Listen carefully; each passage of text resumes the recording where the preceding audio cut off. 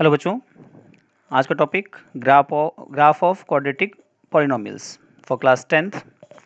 C, when we have a polynomial in the form of ax square plus bx plus C, तो इस type के polynomials के लिए graph बनाना है।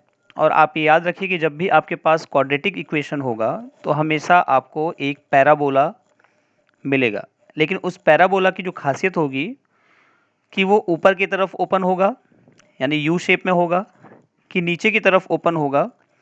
ये पता करने के लिए आपको बस चेक करना है कि ये जो A X square plus B X plus C में ए की जो वैल्यू है अगर वो ग्रेटर देन 0 है तो in this case the graph of y is equal to A X square plus B X plus C is a parabola and it will be opening upward and its shape will be like U. Okay, और अगर a की value negative है यानी कि less than 0,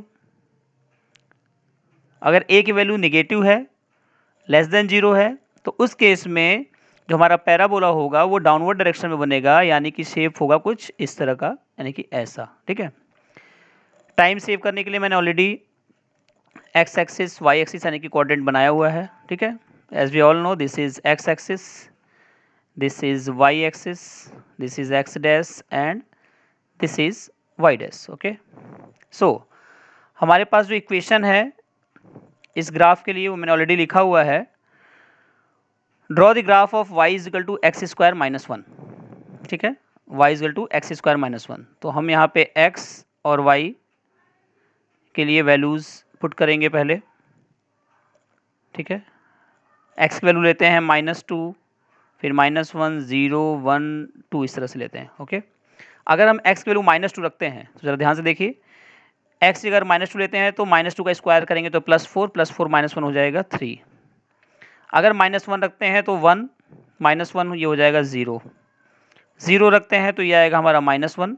I hope आप इसको solve कर सकते हैं, बस x की जगह वैल्यू पुट करनी है। x वैल्यू 1 पुट करते हैं तो 1 -1 यानी कि 0, x की जगह 2 पुट करते हैं तो 2 2 ज़ा 4 -1 यानी कि 3। तो ये हमारे पास हो गए जो पॉइंट्स हुए, वो पॉइंट होते हैं x, y। पॉइंट हो गया -2, 3, -1, 0, 0, -1, 1, 0 एंड 2, 3।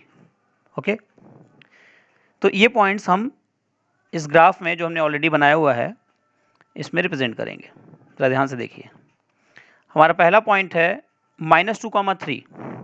सो -2 यानी कि यहाँ आएंगे पहले एक्स एक्सिस के -2 पे यानी माइनस डायरेक्शन में, और पॉइंट 3 यानी कि -2, 3 हमारा ये होगा पॉइंट।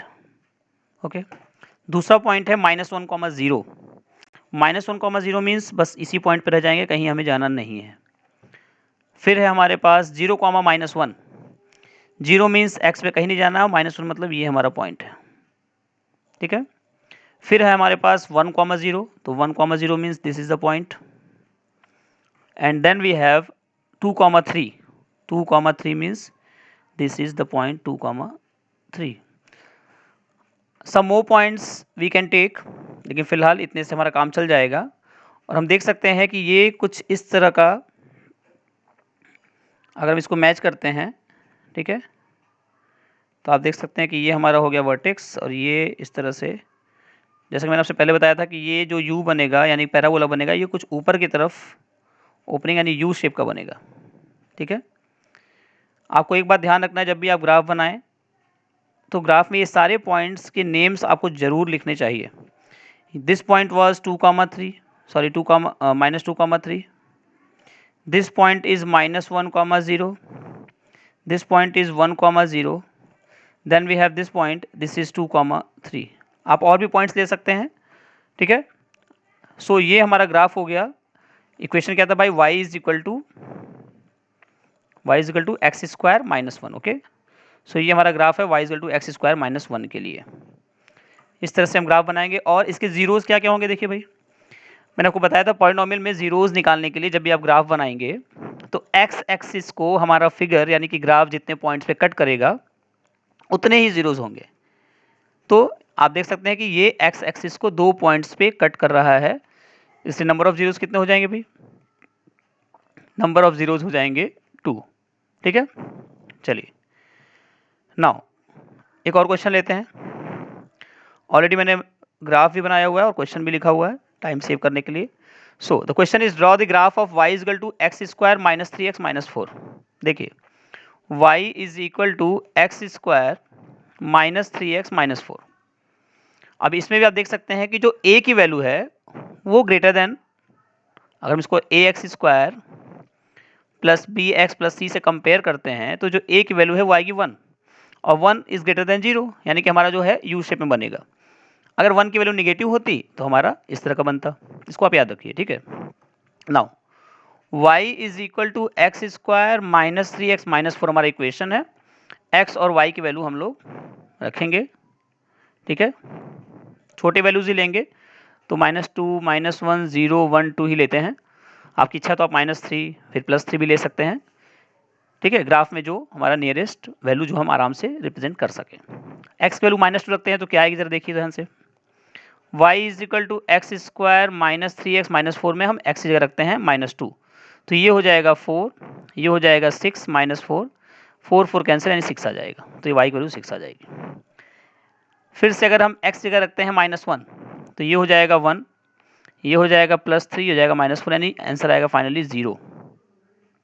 0 रखते हैं तो आंसर में मिलेगा -4, बहुत इजीली देख सकते हैं आप, ये भी 0 हो जाएगा, ये भी 0 हो जाएगा और ये -4।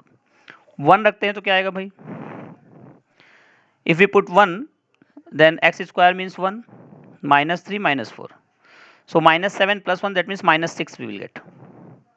Now put 2 in place of x. If we put 2, what we will get, let us see.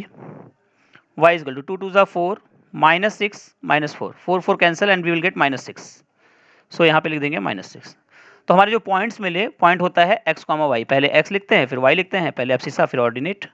Point हो जाएगा -2, -6, -1, 0, 0, -4, 1, -6, then 2, -6।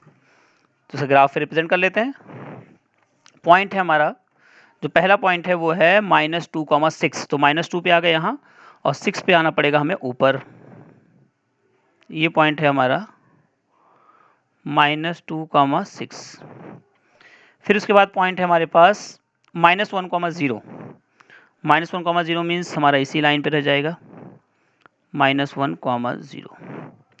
Then we have 0, -4. 0, -4 means this is the point. x पे तो 0 गए और 4 पे माइनस आना पड़ेगा, ठीक है। Then we have 1, -6.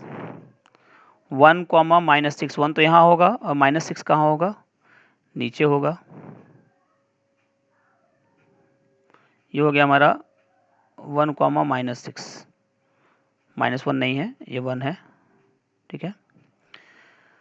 And then we have 2, -6, 2, -6।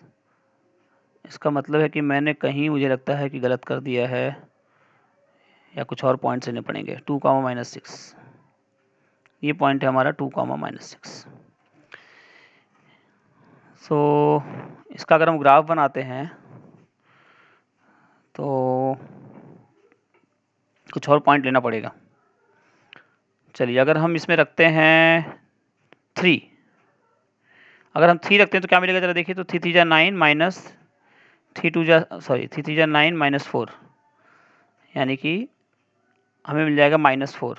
3, -4, 3, -4, यानी कि अब ऊपर जाएगा ये, ठीक है। थोड़ा और आगे बढ़ते हैं, अगर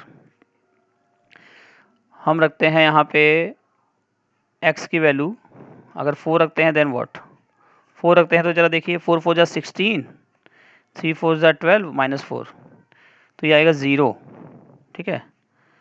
अगर हम 4 रखते हैं तो आएगा 0, 4, 0 मतलब ये आ जाएगा पॉइंट, यानी कि हमारा पैराबोला बनने की करार पे है। जरा देखिए ध्यान से, तो इसका जो फिगर बनेगा एक्चुअली इस तरह से डॉटेड लाइन से आगे बढ़ेंगे हम, ठीक है। ये कुछ इस तरह का फिगर बनेगा, ठीक है। ऊपर जो पॉइंट है आप इसमें भी मैच कर सकते हैं इस तरह से।